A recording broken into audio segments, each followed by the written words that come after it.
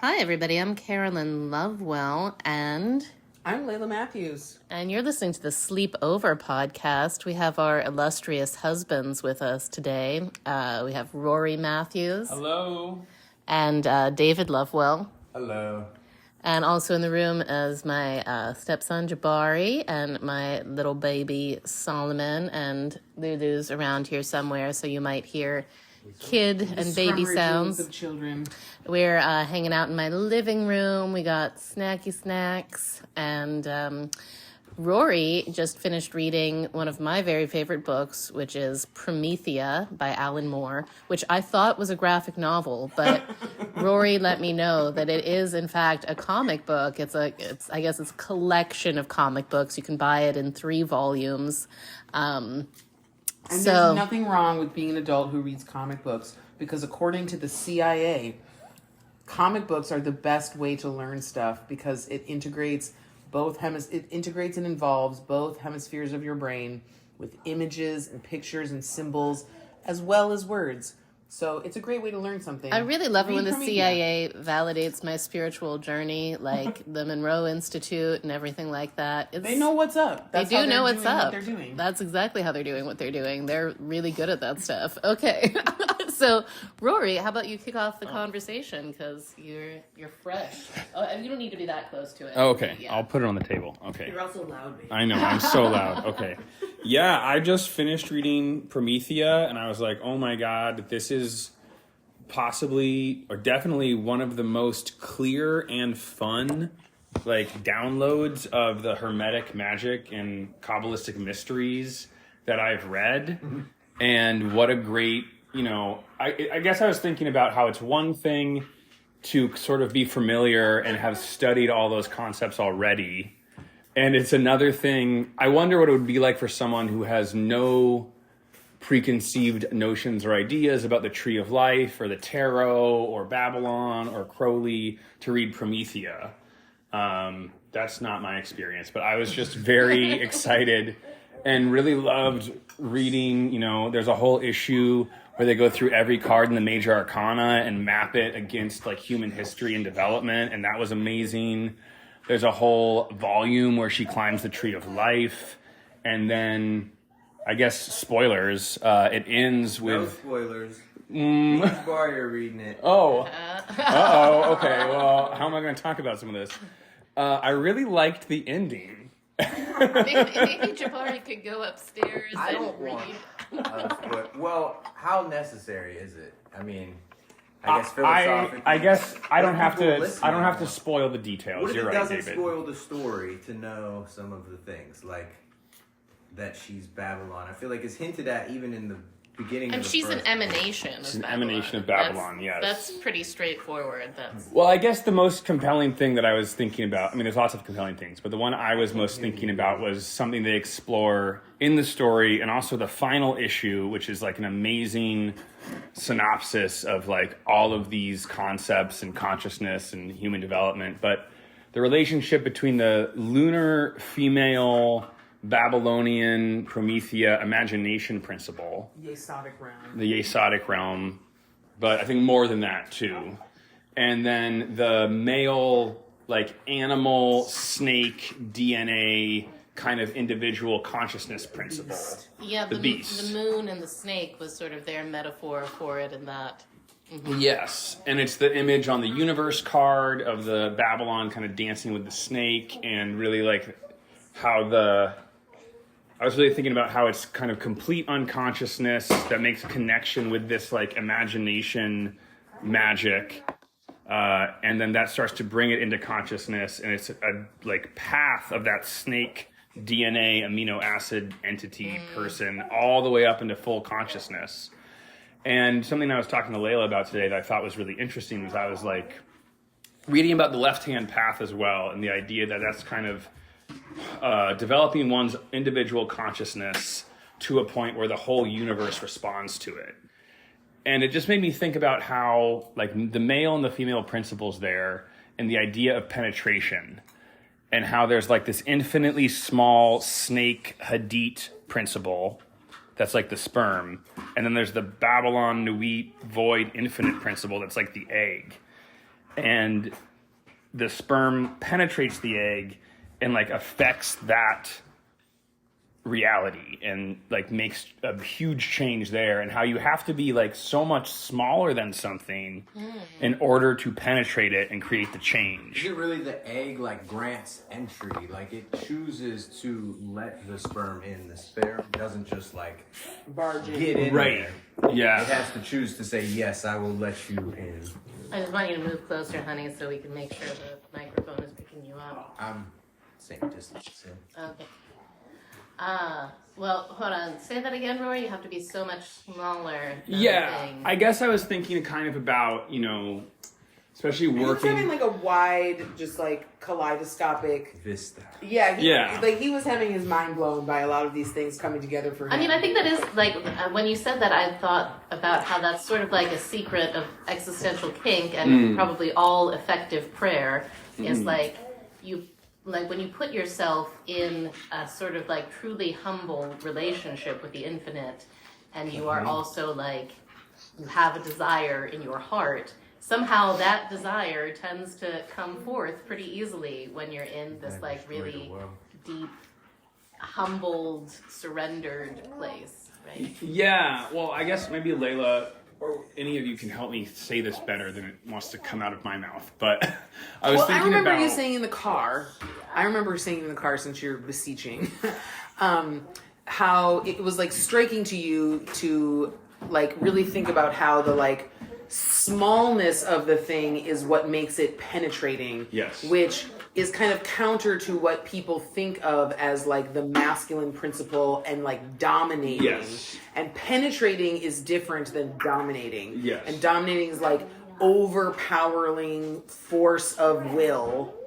Whereas penetrating is like this very sensitive, like tiny entrance into something much, much larger. Yes. Yeah. what So you're saying in the car. yeah, and especially, you know, working as a coach and a facilitator, and sometimes wanting to dom people into change and being like, wow, you actually have to like be smaller and more precise and have this like relationship that, you know, Babylon, Promethea, and like the snake, Hadith, all of that is mirroring. That's actually the agent of like transformation. And it's being like infinitesimally small in a relationship to this infinite void to like penetrate it and go in and create this huge chain reaction. Yeah. I think it's funny while we're talking, Lulu just came downstairs in a full witch costume. Her Halloween costume. Yeah, Sweet. And she has been whispering to me this whole time. And she came over and at one point she said, and now I'm going to destroy the world. Which is what the whole book is like. They're prophesying that Promethea is going to do in this true revelatory sense of like destroying the zeitgeist, I guess, essentially. But Well, this there's like a little fear- tiny mini witch came in and it's just like a fractal blossoming of what we're talking about. It's true. Lulu always does that. Lulu is amazing. She reads our minds, especially about the deep, mysterious things. But yeah, in Promethea, there's this like kind of Christian doomsday cult that's been The temple. the temple, the sort of fundamentalist cult that's been like readying itself to fight against the forces of revelation, the Scarlet Woman in the sky. Oops, hey baby, here's your bottle. To fight against the Scarlet Woman, and you know, be prepared to fend off the apocalypse. And it is kind of fascinating how, well, you have to read the book, I guess. Alan Moore shows us a very deep, different perspective that I love. I just love it so much. It's such a like warm, like when I read that, it really opened up my heart and mind at a new level. I'm going to be forever grateful to the Magus, Alan Moore, for that, transmitting that vision so powerfully. It's very clear it's not the apocalypse you'd expect, which I think was It awesome. never is. There it is. And yeah, I also, it was a great experience for me because I was such a big Grant Morrison fan for a long time. And very soon after I started reading Promethea, I was like, oh man, I'm sorry, Grant, like, Alan's doing a way better job making sense and, like, communicating magical knowledge and wisdom, and, like, maybe that's not Grant's thing. He's more of a chaos magician, but I was like, I just couldn't believe I hadn't read it before. Yeah, I mean, Alan Moore is a stone cold genius. Like, there's this YouTube documentary called, like, The Mindscape of Alan Moore, where he talks about, like, how, story, literature, language is magic. And it blew my mind very hard in grad school when I watched that, and it made me decide to get more into ceremonial magic. I was like, whatever that man is having, I will have that, please. And it's been quite rewarding. That was a great decision. So anyways, Alan Moore super influenced me. One of the things that I realized when I started realizing that Alan Moore was a great magus was when the Occupy movement happened and everybody was wearing V for Vendetta masks.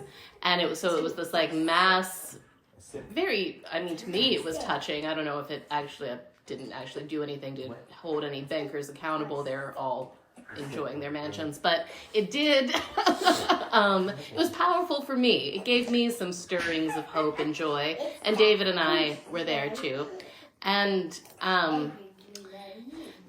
anyways, what I'm trying to say is that I saw the way in which Alan Moore's V for Vendetta was a hyper sigil that brought into being this like whole giant, quite large scale protest movement that was capturing imaginations. Anonymous and Mr. Robot. And Mr. Robot, yes. Of that. Yeah. Mm-hmm.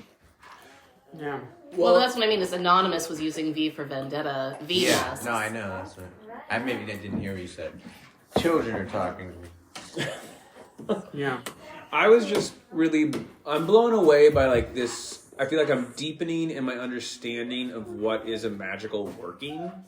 And I'm like, okay, Alan Moore writing Promethea is a magical working. A big one. J.H. Williams III, who's the artist, like, drawing it, is a magical working. Mm-hmm. And I was being a super nerd, and I was reading in the deluxe edition copy of the, like, how they created the final issue. And I'm like, the whole team is, like, in ritual space, maybe less intentionally than we do it, but, like, doing a magical working, and then even reading Promethea is like casting, like reading anything is casting a magical spell on yourself. And like, that's why it's good to be intentional about what you read. And I was really thinking about this with my friend who is really into the myth telling culture. And I was like, oh my God, telling a myth in like an intentional setting is basically a ritual and a magical working. And the only difference between that and like, things that I think we normally think of as more ritual is like in those, you're actually acting it out, which is so cool in Promethea that like the people who embody Promethea and like transform into her do that transformation by like drawing her or writing a poem about her or like using their imagination and the logos in some way to like activate the Promethea entity in themselves. It's amazing. Yeah, it's so beautiful too, because in styling it that way, like Alan Moore really made it this participatory magical act. So like in 2017, I decided to participate. I was like, I want to be Promethea. I want to scale the tree of life. Let's do this. And so I just wrote a poem, took 10 minutes to write a little poem declaring myself Promethea. And then stuff started popping off. Like, stuff has been popping off since then. With the mystery school and with, like, my own spiritual life and getting to meet... Hold on, wait 1 second. Lulu, Mommy told you you'd need to be quiet. You could play down here quietly during the podcast, or you can play in your room. What do you want to do? David, could you maybe take her upstairs or encourage her to be quiet? Sweetie, Mommy told you what the deal was. Okay, I love you, honey. You're wonderful and quite loud. Anyways, everybody, Lulu enjoys playing in her room quite a lot. She'll be okay. Don't worry. But what were we talking about? Oh, right. Anyways, doing the Promethea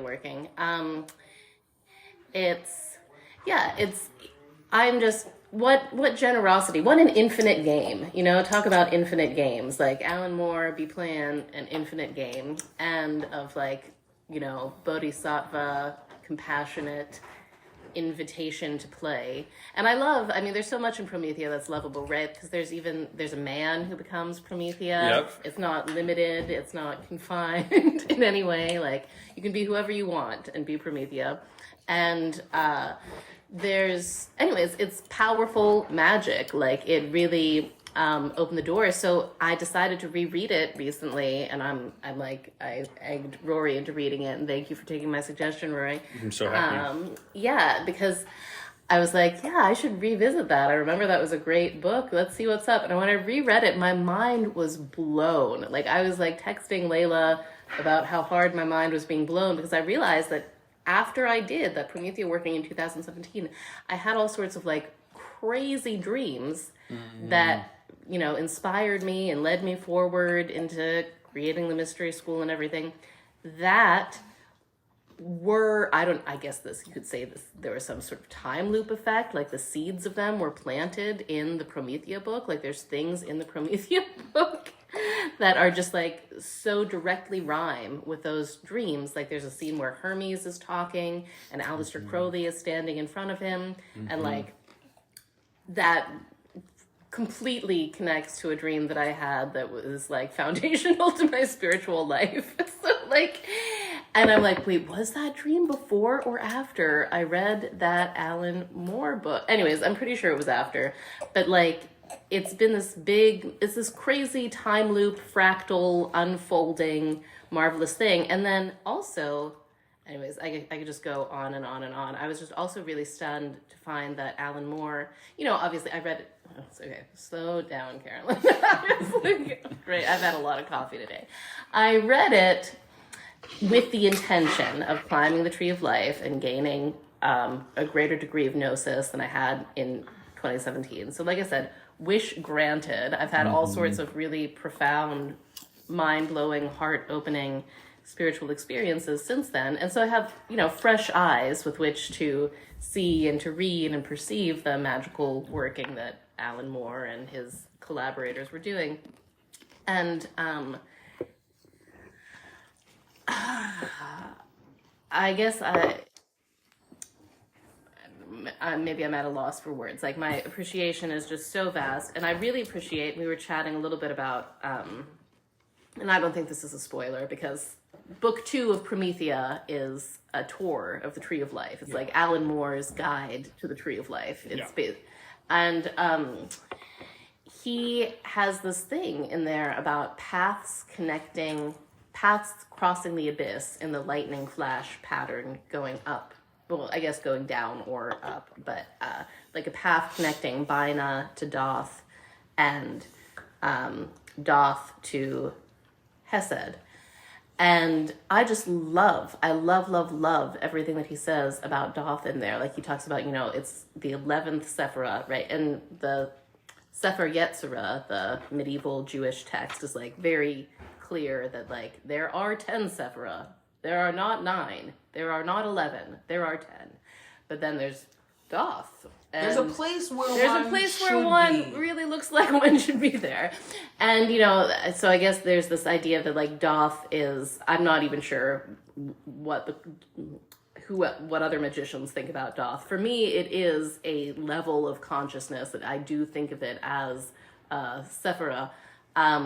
But it's like a clearly dissolved. It's very dissolved. State. It's very non-dual. I think of it, you know, I think of like Abraxas. I think of Aeon. I think of, all these like super freaky sort of ultraviolet things. And one of its qualities is that it isn't there. It isn't there, right? Exactly. Well, what Alan Moore makes this great point that, you know, it's 11, and the 11 is quite close to the little symbol for phi, isn't it? He's talking about phi or pi. Pi, yeah. I don't. Are they the same?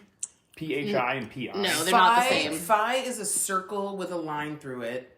Okay. Pi. A vertical line through it. This is embarrassing. Pi looks like Stonehenge. Pi That's looks what like I thought. Stonehenge. They do And say then there's phi later Psi in the book. that looks like Poseidon's trident. All right, Look, Layla's everybody, schooling us everything all. I know about math comes from weird hippie books. So now that is clear to everybody. Pi looks like It's Stonehenge. pi. They're talking about pi. Yeah. Exactly. Anyways, it was real deep what he had to say about it, and I liked it. Yeah, it was. I'm glad you brought this up because It's an imaginary number, or not Yeah. It's not imaginary. It's irrational. It's number. irrational. It goes on and on and on. And it's on and on and on. between 3 and 4. Just It's like between three and Da'af four. is between Sephra 3, Bina, and 4. Mm-hmm. Esser. Exactly. That was the point that was Yeah. real deep. I was like, whoa, And it never man. ends. Like It's pi right. never. It's irrational and It's it never irrational, ends yeah. and can go on forever. It's so that's so amazing. And, yeah. And that's where Doth is. And That was a deep. It's one of those connections where I was like, that makes complete sense. And I can't believe I've never read about this anywhere else. Exactly. And you also can't quite make sense of it. I feel Right. like this is like one of my favorite qualities of the mysteries is that like it is an unsolvable Right. thing that like attracts your attention deeper inward to its spiral, but like never resolves. Like you don't ever actually like solve the mystery. It's not like a Scooby-Doo style mystery where like at the end it's like revealed. It's a mystery. God in a rubber mask. Yeah, God in a rubber band. Exactly. That's not how it goes. But like, it's that kind of like satisfying, never ending, always unfurling thing that like titillates. It does. So seductive. It is. Draws you in. Which reminds me of like the quality of the Babylon, Nuit, infinite, imaginative, egg, feminine. That's like, look over here, little snake. Look over here. Wouldn't you like to enter my portal? Wouldn't you like to see what's at the end of this exciting spiral? Come closer. Come closer. And that's how everything seems to be created. Yeah. You really summed it up there, Layla. Well, anyway, it can't be summed, so. Yeah. So what else did you like about Promethea? Oh man. Well, I will say that what I just said about the pi Da'ath thing, I did say after I finished to Layla, I was like, I don't understand why I'm like reading some of these concepts for the first time in an Alan Moore comic book when I've like read books and like researched some of this stuff at like more scholarly levels, and I'm like, this comic book, the CIA was right. This comic book is making it more clear and like making it, and you know, I you can't really separate your own like prior knowledge when you go in and read the thing from your experience of it. But I was like, there are concepts that are being expressed here, especially the last issue, which is like beautiful and psychedelic, and just Promethea like giving a download for 32 pages about like consciousness and magic. But I was just like, this is like such a clear and good and exciting download, and I'm so turned on, and I'm almost like frustrated that other sources I've used to learn about these things like haven't communicated some of these concepts. So I was just vastly impressed. But other favorite parts, You really liked the sex magic part, babe. oh, I did, yeah. So the scene where Promethea has sex with an old, gross magician so he can teach her about magic. And he has her do a striptease. And as she's doing it, he's like talking about the magical symbolic resonance of like each article of clothing, and then talks about like, it was just like a deep teaching in magic, and they go through a whole Kundalini chakra thing. And I was reading it, and I was like, Layla, like, we could just totally copy everything from this comic and make it into an amazing ritual. Like, oh my God. Credit Alan Moore. You know, I thought it was interesting that there's so much that happens with, it's like New York in like 1999 or like 2000, but it's very futuristic. And I was less interested in that part, but it's interesting that it's kind of going on the whole time, I guess, as like a more real backdrop. I love the crying gorilla. The weeping gorilla. Weeping gorilla. As like a representation of like all trashy pop culture memes. Yeah, Just... there's some smart stuff in there. I was very impressed. I mean, just the idea of the imagination. Like, Promethea is the sort of goddess of imagination. Like, that's what she represents. She's the archetype of the imagination. How would you say it? Yeah, exactly. That's what she is. And I mean, it really helped me understand Yesod better. Like, just the immateria, the collective unconscious, the astral realm, where place we're imagining things. Yeah, and I really loved how when she's like ending the world, she says that like everything that exists that we're experiencing started in our imagination. And she's kind of, I forget exactly how she sets it up, but she's basically like, the imagination is the only thing that we can know for sure is real. Like, everything is imagined except for imagination itself. Whoa, bro. Yeah, I'm one of the things that's connecting to for me is I'll have to reflect more on that. That part didn't quite sink in when I read it recently, but the something that I did think about is how, basically everything that sucks about our world is like due to a failure of imagination. And if there's anything that I might get mad at other people or myself for, it is for that kind of failure of imagination. Like, there's so many people who are just like, well, here's what it is. I'm just like, they just are very accepting, I guess one could say, of like the cultural limitations, well, it's Trump or Biden. That's what it is. I can only imagine a Democrat or a Republican. I can only imagine this warmongering loser or that warmongering loser. Anyways, anyhow, what Promethea really inspires me with is the Hermetic ideal of, in the Corpus Hermeticum, imagine yourself equal to God. Imagine that you permeate all time and all space. Imagine that you are infinitely small. Imagine that you are infinitely large. Imagine that you are young. Imagine that you are, just born. Imagine that you're dying. Imagine that, it's just imagine, expand your imagination to what the divine is, and then you can apprehend God. Then you can have a relationship with the divine, but only if you greatly enlarge your imagination. And when I read that injunction in the Corpus Hermeticum, I'm like, that's what's wrong with the world, is not enough people are stretching their imagination in order to empathize with divinity. Because obviously, I guess I just think about I'm not claiming that I've completely apprehended God here, but what I have done in my Hermetic journey is I have gained a lot more equilibrium in my general psychic functioning and in my approach to the world and my thinking.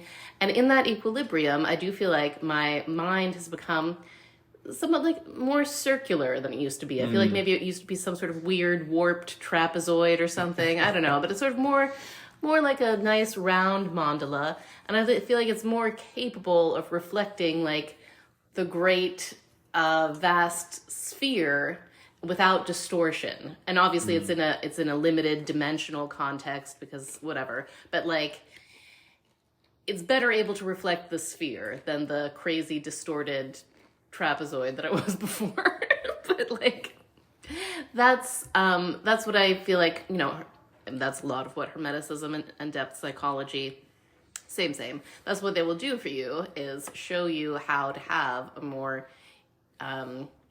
balanced and symmetrical mode of being so that you're more permeable to the understanding and appreciating the whole. Well, and both, I think, depth psychology and Hermeticism and the injunction in the Corpus Hermeticum that you just quoted, begins to help you identify with the like imaginal creative function itself, not just the things that it has imagined, i.e. created. Because like when you think you are your thoughts or when you think you are your actions, like you are missing it. Like you are much more the thing that contains the thoughts, the like vast ocean from which all of the things has arisen, and expanding your imagination and using your imaginative faculty to like be like, wow, I could just imagine something completely different.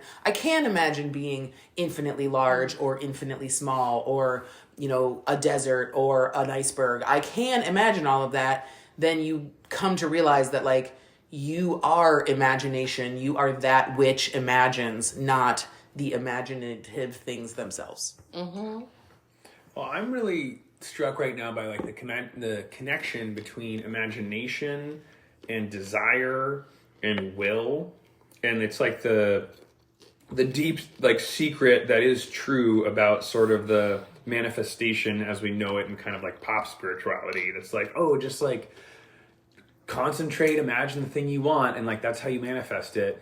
Like there is something very true that I'm just feeling into right now, where like the more vividly you can imagine the thing, at least for me, usually if it's something I want or don't want, like the stronger my connection is to it, whether I'm imagining something I really want or I'm imagining something I'm afraid of, like the more vivid it gets and the more time I spend on it, the more like real it becomes in my mind, to the point that even my physical body is having some kind of reaction and relationship to it. And it's just very clear to me that the more clear my mental picture is of the thing, and let's say it's a thing I want that like turns me on in a way that I want to move towards it, like the stronger my will is, and I can kind of feel how like, okay, we're like moving in reality in a way that like I will bring that thing down from imaginative consciousness and like meet it in the material plane. And I do think people's lack of imagination is making me think of the like, yeah, that was perfectly pleasant, but I really didn't get what I want. And it's like, well, what do you want? And it's like, they haven't developed in the imaginal sphere. Yeah. Or it's like, I think Laila, you told me this, how the Native Americans who like first saw Columbus's ships didn't see them because they had never imagined or conceived of the idea that like giant boats could like come out of the ocean. So they couldn't even actually perceive them in their consciousness, even though they were there. So it's like, even if something's there, if in your imagination you have just never conceived of it, you like can't really even experience it. Indeed. Yeah. Exactly. I mean, what more is there to say? Oh. I don't know. Well, I mean, this whole conversation is just making me think about how, yeah, like you were saying, you know, Alan Moore's writing of this is a work of magic. Any creation of art is a work of magic, but like literally so is talking. Yeah. Like all representational communication is an act of magic, because you are like causing things to come into being in the like minds of others, and there's just mind, so like that is a creative act. Like, I don't know. Well, this is the logos, right? Like we were talking about this, someone was asking about logos in our mystery school group thread, and I feel like this is like a prime piece of logos. Yeah. prime logos real estate. Prime logos real estate. The imagination of prime logos real estate. Well, yeah, the imagination used, I guess, like one of the things that's amazing about Alan Moore's Promethea is that it does give a really inspiring example of how to use the imagination towards this like rich, amazing density of meaning that is like really deeply benevolent and really deeply freeing and uplifting rather than using the imagination to shackle ourselves. Like I heard really scary statistic today. So I don't know, cover your ears, everybody, if you're not ready to hear something disturbing. To me, it was disturbing. It was just that, 25% of Google searches are for porn, and that the top growing category of porn is incest. And that, so my father was a pornography addict, is. I no longer interact with him. And, I was sexually abused, and I grew up with, he was, using that all around me, and it messed me up. And it took hundreds and thousands of dollars of healing and therapy and coaching to really resolve that for me. And it did get resolved, so yay. But it was a long journey.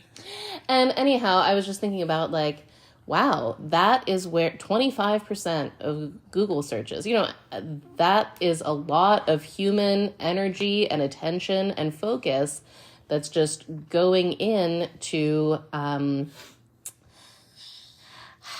very sensational, but not really holistically uplifting sort of direction, not really taking into account the well-being of the performers in the films and the well-being of the families with participants who are impacted by all of that. It's very heavy duty, because I don't know. I mean, it's just sad for me to think about, because I know what my own experience was, and I know that there's probably other children being harmed by fathers and uncles and brothers and mothers and aunts who are tripping out on some dark stuff that is being served up 24/7 by the internet.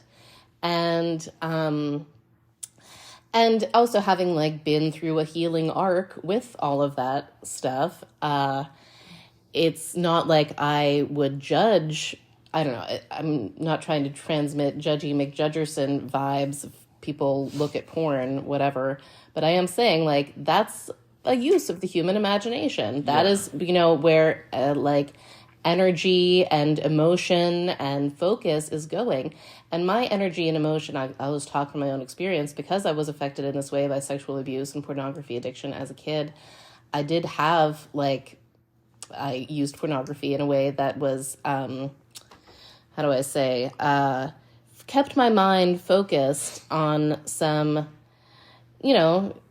kinky stuff, but stuff that was, enjoying the idea of my own disempowerment. And funny coincidence, as long as I really was enjoying that kind of pornography and fantasy, I really was experiencing a very profound disempowerment in my life. And it wasn't until I started saying to myself, I think I'm just gonna back away from this. I know how sex magic works, and I know that what I focus on when I orgasm gets created in a way. So I'm going to focus on other stuff. I'm going to focus on, my love for the infinite and universal, whatever, benefit, stuff like that. And when I started doing that, there was very beautiful opportunities for even deeper levels of healing came in, and my life expanded, my relationships expanded, and I don't experience the same frustration and sense of bondage and disempowerment that I used to. So anyways, I guess I'm just using this to reflect upon and put this message out there that it does matter. It does affect everything. How we use our minds, how we use our sexuality, what we focus that and direct that towards. We have creative power. We are magicians, whether we like it or not. And anyway, on a more hopeful note, there are, at the same time that that's going on, there's also probably more people than ever before using really cool, far out, esoteric spiritual practices to expand their minds and hearts, because there's more translations and texts available on the internet and instruction and, places like wonderful magical courses like ours, like Battle Magic, which is open today. It closes tonight. Folks, if you're listening, you can still sign up for it. It closes at midnight tonight. What was I thinking? Oh, yeah. And so anyhow, I feel like I got kind of glum there, but I think there's major hope because I think that it takes less people in a really coherent, awesome vibration.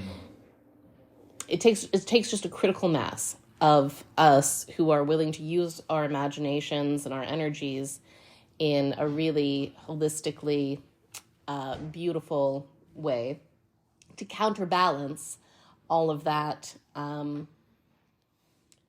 human depravity.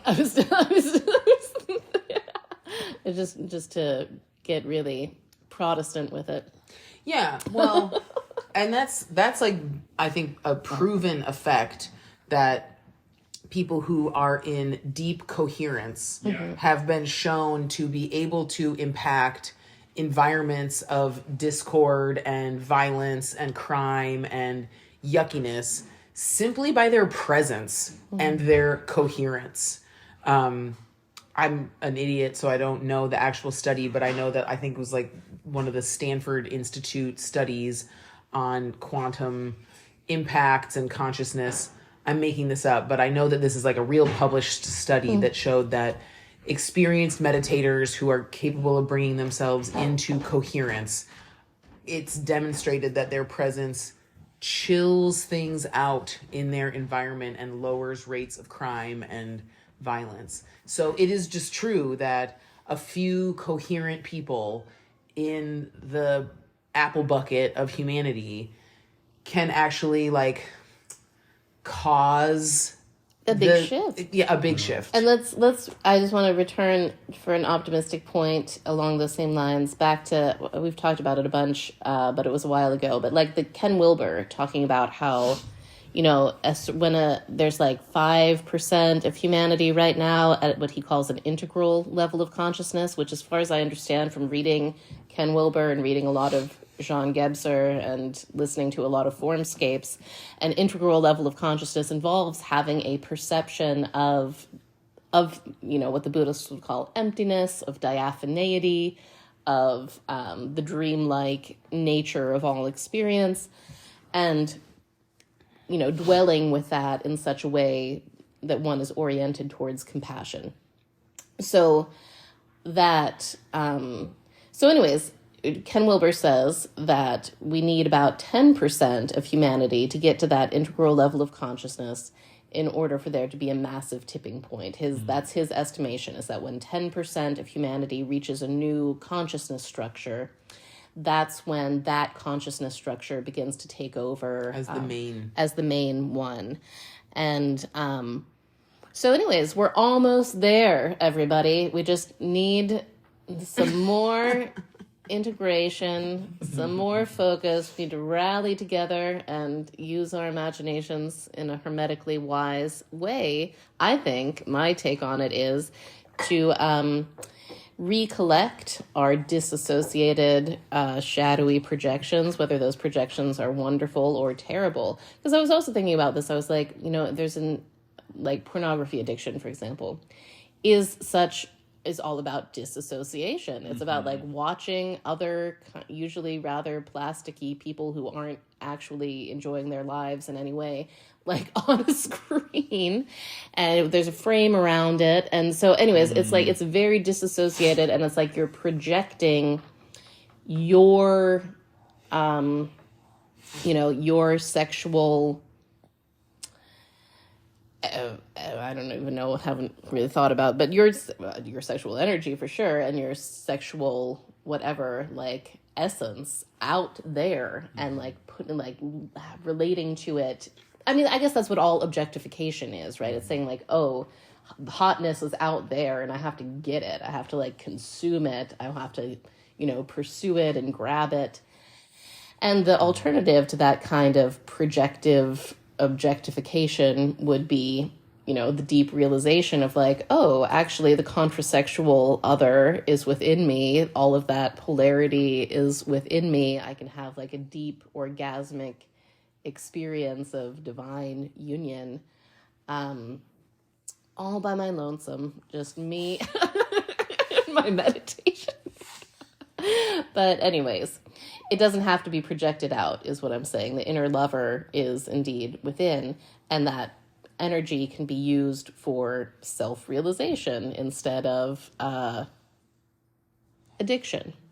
So anyways, I've just been thinking about that a lot. I guess like thinking like addiction is something that's I spend a lot of time thinking about since I'm in a 12-step group, and it's a pretty handy metaphor for me for like all human messed upness, and because it's one that I can understand with a lot of compassion since I've been, in it, and also understand like it is possible to heal from this, it is possible to recover from this, and it is necessarily a spiritual process. Well, yeah, I mean, what I hear you pointing to, Carolyn, that I have also been thinking about a lot is like the addiction, like the way, especially where I can have a lot of compassion for addiction, not to even touch on like my own addictions, but it's like something feels good and like, or make something else stop feeling bad. Right. Yeah. There's some level of, at some points, sort of improvement that's preferable. And then you want more of it. And also whatever you're getting that state change from, it doesn't last. So then you keep going back because you want that, like, to stop feeling bad or to have that good feeling or whatever. But it's not sustainable, and as we know, it's sort of like very, very diminishing returns and even like life endangering harm as it continues. But I definitely feel a lot of compassion for like this very innocent part of, I'm just imagining someone who's just like, that felt really good, or like that was a relief from feeling bad, like I really want that. And I think the challenge is like, the secret is to find that in like a self-sustaining way within oneself, or even in community, or in ways that are not life-destroying. Like you two can speak to this from the sort of 12-step perspective better than I can. But I've really been thinking quite a lot recently about this like theme and archetype of addiction, even outside of any chemical substances or alcohol or anything like that. And like the difference between continually going to an external thing to experience something that is desirable versus like finding out how one can create that experience in oneself. Yeah, it's huge. And it is, I guess, a giant problem for humans. It comes back to imagination, though. Yeah. I think you're right, because I think I was also thinking about how anxiety, like people I know who are very anxious, I'm thinking of one person I know in particular who's like, I'm not very creative. And I was like, but you are, because you worry about things that I would never think about. So like your imagination is just being expressed through your fear, rather than like typically one might think of creativity through creating art or something. But I'm like, that is still imagination, but we have a choice. You can choose what you are like pointing your life force energy at in the imaginal realm, whether that's something you're afraid of or something you want, or something that like with porn that is like shadowy and like kind of taboo, but you feel the desire there. And the internet's such a weird reflection of the collective unconscious, but you can choose where you point that like imaginal energy towards. Indeed. That is the choice. Like that is the human choice. I was like, what are we doing? I love that Dr. Robert story. That story Dr. Robert tells, which about the little girl. Tell the story. Oh my gosh, this is one of my favorite healing stories. I just love this story so much. So there is, I'll just say, a woman who comes upon a little girl in a giant room, and the room is full from floor to ceiling wall to wall with just shit. And there's a little girl sitting in this room full of shit, and she's just weeping. And there's a shovel by her. It's horse shit. It's horse shit. It's just horse shit everywhere, all around this little girl. And there's a shovel near her, but the girl is like just dejectedly crying. And the woman says, well, what's going on? She's like, in the world, it's just this room. It's just shit. There's just shit everywhere. What am I supposed to do with all this shit? What is the point of anything? I'm just covered in shit. It's just shit. Anyway, so that's one room. And then in the next room, in the identical room, also full from floor to ceiling, wall to wall with horse shit. And there's another little girl who's just happily digging away with her shovel. And the woman says, oh, wow, this is like strange. This is another little girl in another room full of shit with another shovel. But like this girl is doing something about it. And she seems like quite fulfilled and happy and occupied. So she asks her, what are you doing? And the little girl says, digging away, well, with all this shit in here, there's got to be a pony in here somewhere. And this is just the truth. Like, you can take the shit that you are surrounded by as just like the reason to quit, or the evidence and be miserable, right. Or the evidence that there must be a wonderful origin and reason for all this shit being here. That's the choice. And you can either cry in a room full of shit, or you can dig and search for the pony that put the shit there in the first place. And you can either cry or be occupied happily with hope in your heart. And then Dr. Rubber does tell it that, like, in the end, a bomb was dropped on the building and both of the girls died. And which one would you rather be? It's an important part. I always thought the bomb part was a little weird, but I get the point, and that is an important part of the story. Yeah. Which one would you rather be? Yeah, well, it's like, I mean, I feel like, anyway, I feel that very strongly. Like, I feel very strongly that, like, even if we were to die tomorrow, even if the whole world were to just blow up tomorrow, it fundamentally makes a difference whether we believe that we are like in the midst of something wonderful and exciting and like liberating and joyous, or whether we are like in dejection. Because that I guess I know that it matters how you die. When I was, I don't know, years ago, this thought came to me where I was like, wow, it's sort of like we're all protagonists in our own little movies, right? And I'm like, it's really up to me whether I believe that I'm living in a tragedy or a comedy. Yeah. Because it's all up to like how I edit it in my mind. It's how I represent it to myself. Soundtrack. Or the soundtrack I put to it. Whether I'm imagining myself as like a charming heroine on a side-splittingly funny, tragicomic, profound journey that ultimately, ends in ecstatic, divine joy, or whether I'm just this pathetic crumb of whatever in some sort of Beckett play. Which, by the way, I thought about it really hard. Somebody gave a Beckett quote to me, and I really stopped to think about, like, would I rather have a root canal or go see a Beckett play? I once had a whole semester of Beckett in grad. Anyways, my answer is 1000% root canal. Way, way better than a Beckett play. Bless that guy. I can't stand his view of life. But it's, anyways, it's all up to me. So I do love that. And obviously, anyways, not to minimize the very dark things do happen in this world, like we just talked about earlier. But I do think that that's like, we get to decide what, how do I say, like,